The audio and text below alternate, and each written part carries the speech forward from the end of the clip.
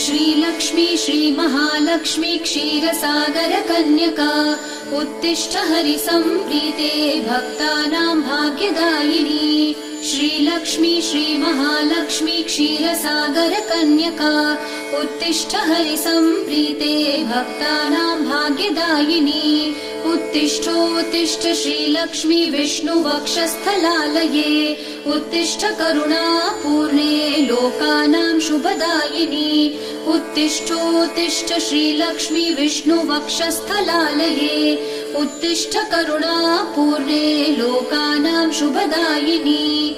श्रीपद्ममध्यवसिते वरपद्मनेत्रे श्रीपद्महस्तचिरपूजित पद्मपादे श्रीपद्मजात जननी शुभपद्मवक्त्रे श्रीलक्ष्मी भक्तवरदे तव सुप्रभातम्।